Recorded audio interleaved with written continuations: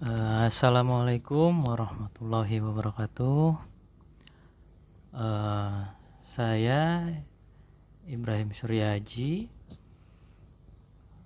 ingin mempresentasikan apa itu PCR. Sebelumnya, PCR itu atau polymerase chain reaction adalah pemeriksaan laboratorium untuk mendeteksi keberadaan material genetik dari sel, bakteri, atau virus. Saat ini, PCR juga digunakan untuk mendiagnosis penyakit COVID-19, yaitu dengan mendeteksi material genetik virus corona. Untuk prinsip kerja PCR, prinsip kerjanya PCR atau polymerase chain reaction mencontoh DNA di dalam tubuh manusia. Ini dikenal dengan sebutan replikasi DNA. Karena setiap sel di tubuh manusia harus terus diperbaharui dan terus tumbuh serta berkembang sesuai pertambahan usia. Maka dari itu, DNA di dalam tubuh juga harus diperbanyak karena setiap sel tubuh kita membutuhkan unit DNA. Seperti dalam proses replikasi DNA pada organisme hidup, teknik PCR juga membutuhkan sebuah enzim DNA polimerase yang bertugas untuk membuat kopian strand DNA baru dengan menggunakan strand DNA yang sudah ada sebagai template. DNA polimerase yang biasanya digunakan pada teknik proses PCR disebut dengan Taq polimerase, yaitu enzim DNA polimerase stabil yang berhasil diisolasi dari bakteri thermophilic ekstrim Thermus aquaticus yang hidup pada dinding geyser vulkanik. Silfatnya yang termostabil membuat Taq polimerase ideal untuk digunakan pada tahap pemisahan atau denaturasi template DNA. Selain Taq polimerase, adanya primer juga dibutuhkan. Sekuen nukleotida pendek yang dapat menginisiasi starting point dari sintesis DNA. Dalam reaksi berantai polymerase chain reaction atau PCR, pelaku eksperimen sudah menentukan sebelumnya daerah DNA mana yang akan dikopi dan diamplifikasi dengan memilih urutan primer mana yang akan digunakan. Primer PCR berupa single stranded DNA dan panjangnya berukuran sekitar 20 nukleotida. Pada prinsip kerja PCR, digunakan sebanyak 2 primer yang didesain mengapit daerah DNA yang ingin diperbanyak. Berikut gambar untuk proses pengikatannya. Untuk proses pengikatannya, di situ ada region to be copied, ada template DNA-nya juga. Di sini ada langsung dia ke primer 1, lalu ada primer 2. Lanjut lagi untuk template DNA-nya sudah jadi, dia masuk ke primer bin to template. Nah, lanjut ke Taq polymerase extend primer. Langkah kerja PCR melewati 3 tahap berikut. Pertama, denaturasi atau denaturasi 96 derajat Celcius.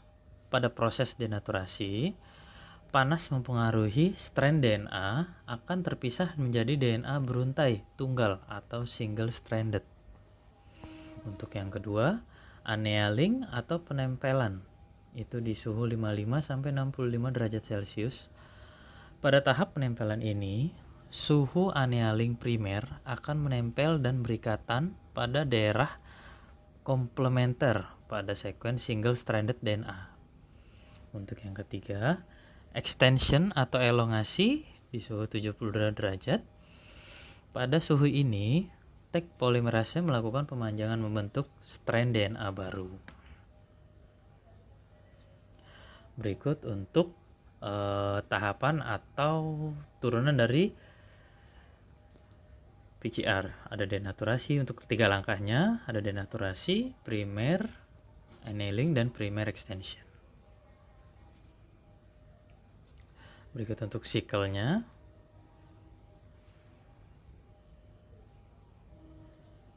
Nah, untuk dari denaturation pertama, itu siklus ini berulang 25 sampai 35 kali dalam reaksi PCR, di mana membutuhkan waktu sekitar 2 sampai 4 jam bergantung pada panjang DNA yang ingin dikopi. Jika reaksinya efisien, wilayah target dapat berubah dari hanya satu atau beberapa salinan menjadi miliaran. Karena ada banyak salinan atau untai ganda primer dan banyak molekul tak polimerase yang mengambang di sekitar reaksi, sehingga jumlah molekul DNA kira-kira bisa berlipat ganda dalam setiap putaran siklus. Pola pertumbuhan eksponensial ini ditunjukkan pada gambar di bawah ini. Kurang lebih 25 sampai 35 kali. Untuk gambar yang selanjutnya, hasil dari reaksi PCR dapat divisualisasi menggunakan gel elektroporesis. Prinsip dari gel elektroporesis yaitu pemanfaatan kutub positif dan negatif elektroda untuk menarik fragmen DNA di dalam matriks gel berarus listrik, sehingga fragmen DNA terpisah berdasarkan ukurannya. Sebagai standar digunakan DNA ladder untuk mengukur ukuran suatu fragmen DNA hasil PCR. Fragmen DNA dengan panjang yang sama membentuk pita pada gel yang dapat dilihat dengan mata jika gel diwarnai dengan pewarna pengikat DNA. Sebagai contoh, reaksi PCR yang menghasilkan fragmen 400 base pair atau BP terlihat seperti pada gel. Untuk yang terakhir, polymerase chain reaction atau PCR bekerja dengan visualisasi menggunakan gel elektroforesis menggunakan mesin PCR konvensional. Dengan teknik ini, hasil PCR hanya dapat dilihat di akhir setelah proses selesai menggunakan gel elektroforesis atau kualitatif dan tidak dapat dikuantifikasi. Dengan perkembangan teknologi, kini hasil PCR dapat dilihat secara langsung dan dapat terkuantifikasi menggunakan mesin real-time PCR. Real-time PCR disebut juga dengan quantitative PCR atau qPCR karena hasil PCR dapat analisis secara kuantitatif. Sekian presentasi dari saya. Bila ada yang kurang, mohon maaf. Terima kasih.